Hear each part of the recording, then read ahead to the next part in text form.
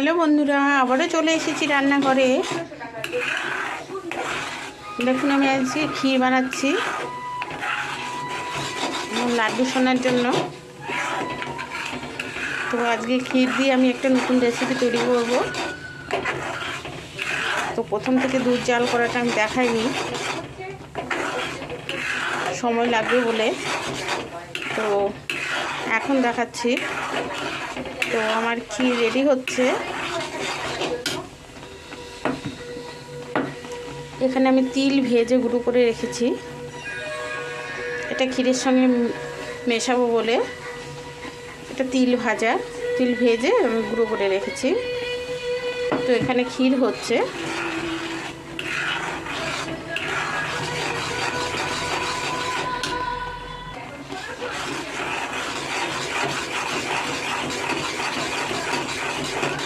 ক্ষীর ready হচ্ছে, এখনো হয়নি, একটু সময় লাগবে।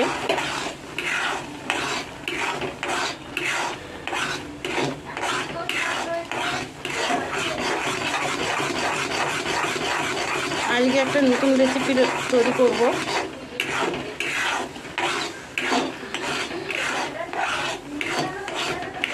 ক্ষীর তিলের লাড্ডু,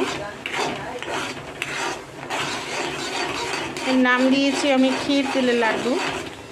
তো এখন দুধ শুকাচ্ছে, ক্ষীর হচ্ছে,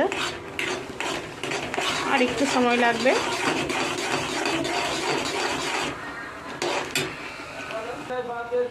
দেখুন, আমার ক্ষীর রেডি। এখন আমি এই ক্ষীরের মধ্যে এই তিলগুলো দিয়ে দেব।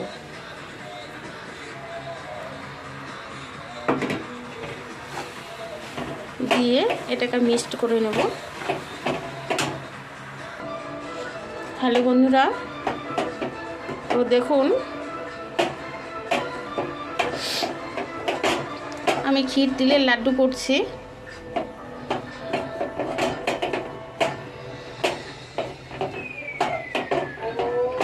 আমি একটা করে আপনাদের দেখাচ্ছি।